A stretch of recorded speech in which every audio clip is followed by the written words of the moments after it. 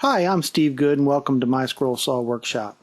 In this tutorial I want to show you how to make round and consistent wheels on the scroll saw using a sander and a jig. Before we make the wheels, we want to use this template that comes in the pattern book accompanying this video that allows you to mark the jig that we're going to make depending on which size wheel that you want to cut, a 1 inch, a 1.25, 1.5, or 1.75. After we mark the spot according to the jig, we're going to drill a 1/4 inch hole that distance from the lead edge of the jig. Now I've installed a 1/4 inch dowel into the 1/4 inch hole that we just drilled, and you may have to use a little sandpaper to sand this dowel down just a little bit so your wheel, which you're going to have a 1/4 inch hole drilled in the center of, will fit snugly on this dowel but still allow it to rotate. Now that we have the jig complete, we're going to go ahead and glue the pattern for the wheel we're going to use. In this case, I'm going to make a 1 3/4 inch wheel, so I used the jig that matched that distance, and we're going to go ahead and cut this wheel out. With the pattern applied to the piece of wood you're going to use, you want to go ahead and drill the center hole using a 1/4 inch drill bit. Now you want to make sure you get this hole centered very well, so I'll be including a centering point on the pattern so you can make it very accurate. If it's a little bit off, it won't matter because we're going to true it up at the end. With the center hole drilled, we can go ahead and make all of our interior cuts of the wheel. Now we can go ahead and cut the outside diameter of the wheel, and the pattern is intentionally made about 5% larger than we want it to be, and that's because we're going to sand this wheel true using our jig.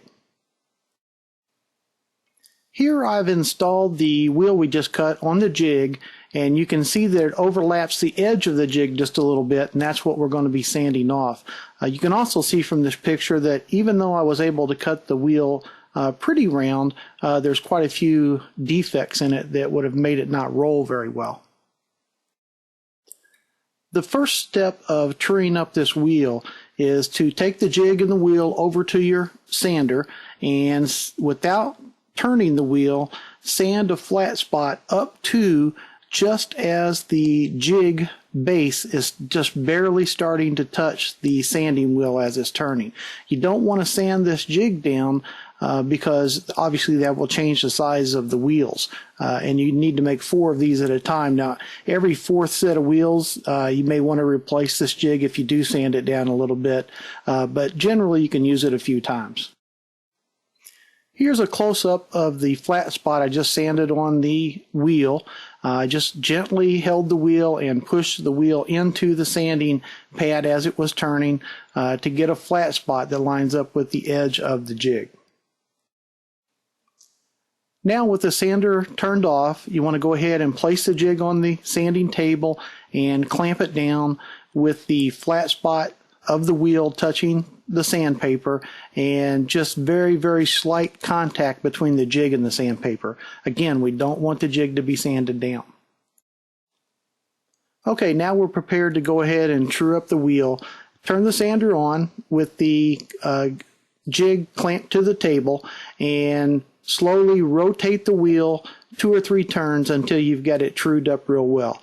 Now when you're doing this process, you obviously don't want the jig to move, so use some pretty good clamping pressure, and it's a good idea to use both hands. One hand to hold the jig in place a little tighter while the other hand is actually turning the wheel. And again, you may take 2 or 3 complete revolutions of the wheel to get it trued up.